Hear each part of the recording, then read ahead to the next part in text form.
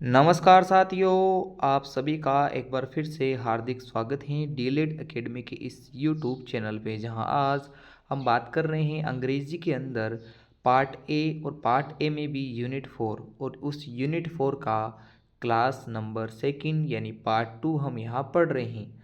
सबसे पहले जान लेते हैं कि यूनिट 4 का नाम क्या है। यूनिट 4 का नाम है इन्हेंसिंग ओवरऑल प्रोफिशिएंसी।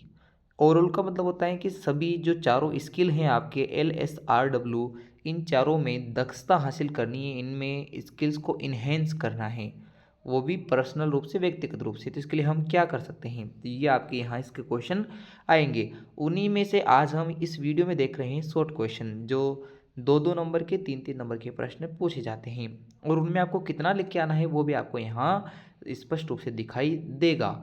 और हम आपको बता रहे हैं कि आपको किस प्रकार से प्रश्न का आंसर लिख के आना है। जो सबसे ज़्यादा इंपॉर्टेंट प्रश्न है वो हैं, what makes the teaching interesting and effective. Teaching को, शिक्षण को इंटरेस्टिंग, रुचिकर और इफेक्टिव यानी प्रभावी कौन सी चीज़ बनाती हैं। तो इसके बारे में हम आंसर लिखते हैं। पहला जो आपको लिख के आना है वो है चाइल्ड सेंटर्ड, बाल केंद्रित, एंड एक्टिविटी बेस्ड टीचिंग, क्रिया आधारित जो शिक्षण होता है। मेक बनाता है द टीचिंग, शिक्षण को इंटरेस्टिंग एंड इफेक्टिव। तो क्रिया आधारित, जिनमें बालक स्वयं क्रियाशील रहे, जहाँ बालकों के आधारित सिस्टम हो, बालकों से संबंधित विषय वस्तु बनाई जाए, उनको पढ़ाया जाए, तो वो जो ऐसा शिक्षण होता है वो कहलाता है रुचिकर और प्रभावी शिक्षण। उसके बाद अगला है इफ़ द टीचर, जो एक टीचर होता है वो इफ़ द टीचर यूजेस, प्रयोग करता है, different types of audio visual aids, भिन्न भिन्न प्रकार के ऑडियो विजुअल एड्स, श्रव्य दृश्य सामग्रियों का। यदि एक टीचर यूज़ करता है डिफरेंट टाइप्स, विभिन्न प्रकार के श्रव्य दृश्य सामग्रियों का, ऑडियो विजुअल एड का, देन तब टीचिंग कैन मेक, टीचिंग बन सकती है इंटरेस्टिंग एंड इफेक्टिव, इफेक्टिव और इंटरेस्टिंग बन सकती है। तीसरा है वेल ट्रेंड टीचर, अच्छे प्रकार से प्रशिक्षित टीचर कैन मेक, बनाते हैं या बना सकते हैं, द टीचिंग,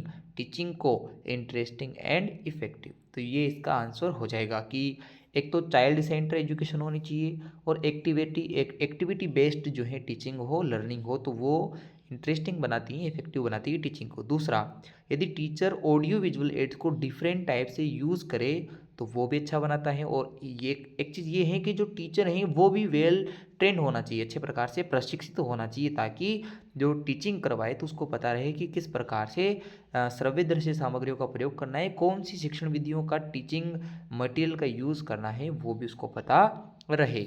अगला प्रश्न जो आपके सामने आपको दिखाई दे रहा है, how can you say that proficiency in English is imperative, यानी कि जो प्रोफिशिएंसी है, दक्षता है, जो प्रवीणता है अंग्रेजी के अंदर, वो अति आवश्यक क्यों है, इम्पेरेटिव क्यों है, यानी हमें अंग्रेजी के अंदर दक्षता हासिल करके क्या फ़ायदा होता है। तो इसका जो आंसर होगा वो कुछ इस प्रकार से आपको लिख के आना है, प्रोफिशिएंसी इन इंग्लिश, अंग्रेजी के अंदर दक्षता, प्रवीणता, इज़ इम्पेरेटिव, अति आवश्यक है, बिकॉज, क्योंकि English is the language, English वह भाषा है ऑफ ग्लोबलाइजेशन, जो वैश्वीकरण की भाषा है। वैश्वीकरण यानी कि जो आजकल दौर बदल रहा है, औद्योगिकरण हो रहा है, तो उसकी भाषा है। एंड इंटरनेशनल,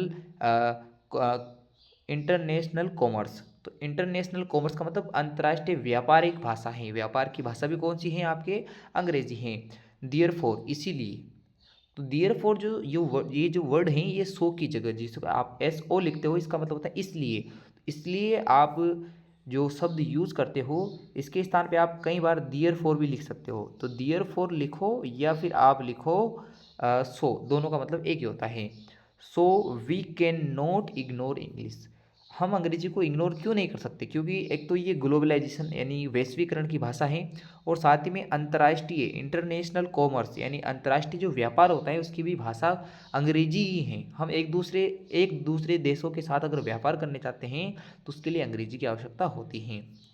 अगला है इट इंक्रीजेज, यह बढ़ाती हैं आवर इकोनॉमिक ग्रोथ, आर्थिक जो है ग्रोथ को, क्योंकि हम जब एक दूसरे से व्यापार करेंगे तो दोनों देशों की तरक्की होती है, तो देशों की तरक्की इकोनॉमिक ग्रोथ के लिए अंग्रेजी की आवश्यकता है।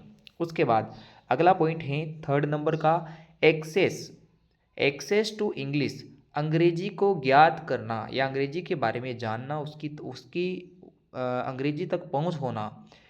Education has reduce gender inequalities, यदि अंग्रेजी के अंदर एक्सेस हैं एजुकेशन में, तो जेंडर जो एक इनइक्वलिटी है यानी कि लैंगिक असमानता, उसको कम किया जा सकता है, क्योंकि अंग्रेजी जो सीखेगा वो आगे बढ़ेगा, यहाँ जेंडर का कोई इतना महत्व नहीं है।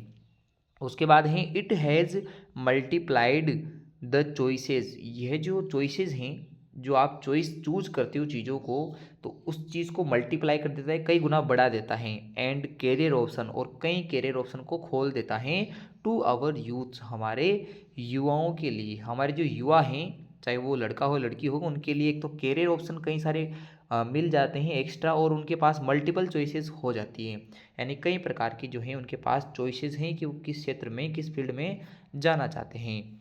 अगला प्रश्न जो यहाँ से काम का है और आज का अंतिम प्रश्न है, वो यह है कि two fold aim of teaching English, यानी कि दोहरे उद्देश्य क्या है अंग्रेजी शिक्षण के। तो दो उद्देश्य हम देख लेंगे, पहला प्राइमरी जो है पर्पज क्या है, एम क्या है, और सेकेंडरी पर्पज क्या है या सेकेंड पर्पज क्या है, उसको देखते हैं।